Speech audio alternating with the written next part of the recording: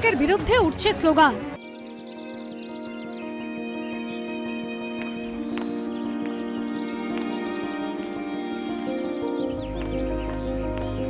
Slogan তুলছে দলেরই কর্মীদের একাংশ।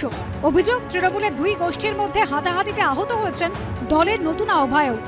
দক্ষিণ 24 পরগনার ভাঙড় 2 নম্বর পঞ্চায়েত সমিতির সভাপতি আরাবুল ইসলাম এবং ক্যানিং পূর্বের তৃণমূল বিধায়ক শওকত মোল্লার অনুগামীদের দ্বন্দ্ব নতুন নয়। এবার পাথর প্রতিমায় প্রকাশ্যে এলো তৃণমূলের কোন দলের ছবি।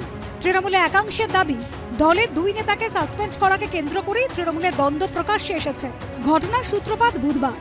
দল বিরোধী কাজকর্ম করা এবং স্থানীয় একাধিক অভিযোগকে কারণ হিসেবে দেখিয়ে তৃণমূল থেকে সাসপেন্ড করা হয় জি প্লটের অঞ্চল সভাপতি শেখ নূর ইসলাম এবং বুথ সভাপতি দীপঙ্কর প্রধানকে।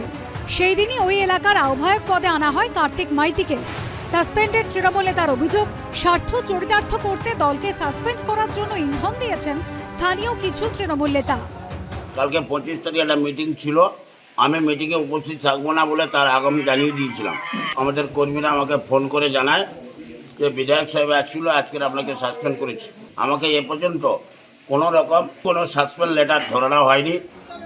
ঘটনার প্রতিবাদে শুক্রবার তৃণমূলের সাসপেন্ডেড দুই নেতা নেতৃত্বে মিছিল হয়। মিছিল থেকেই স্লোগান তোলা হয় পাথর প্রতিবাদ তৃণমূল বিধায়ক সমীর জানার বিরুদ্ধে।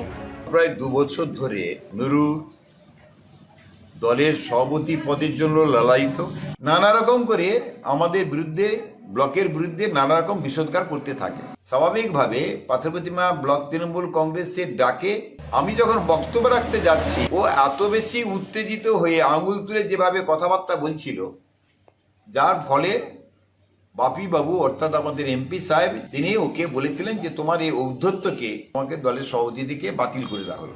মিছিল থেকে স্লোগান ওঠে নতুন আহ্বায়কের বিরুদ্ধে।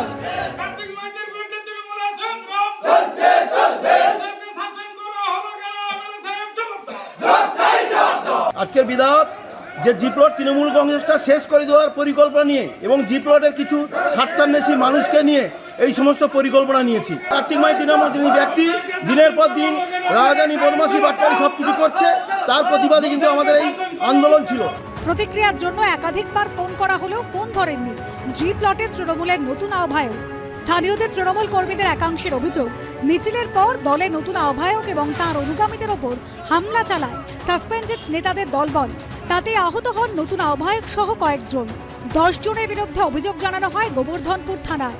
অভিযোগের ভিত্তিতে দুজনকে গ্রেফতারও করে পুলিশ। গোষ্ঠীদ্বন্দ্ব হয়ে কার্তিক মাইতির সঙ্গে আমাদের সঙ্গে একটু বচসা হয়। তাদের নিজেদের মধ্যেই লড়াই থামানোর জন্য তারা দেখাচ্ছে লোকচক্ষুতে যেটা শুদ্ধিকরণ হচ্ছে। 75 ভাগ আর 25 ভাগের লড়াই নিয়ে এখন সাসপেন্ড করা হয়েছে বলেই আমার মনে হয়। ঠিক হয়ে যেতে পারে, 75 ভাগ পেয়ে গেলে 25 ভাগ পেয়ে গেলে ঠিক হয়ে যেতে পারে। এর আগে শনিবারই আরাবুল ইসলাম বনাম শওকত মোল্লা দ্বন্দ্বে উত্তপ্ত হয়ে ওঠে ভাঙড়। পরপর 3 দিন আরাবুল ইসলামের অনুগামীদের ওপর হামলার অভিযোগ ওঠে শওকত মোল্লার অনুগামীদের বিরুদ্ধে, যদিও সেই অভিযোগ অস্বীকার করেন শওকত মোল্লার অনুগামীরা।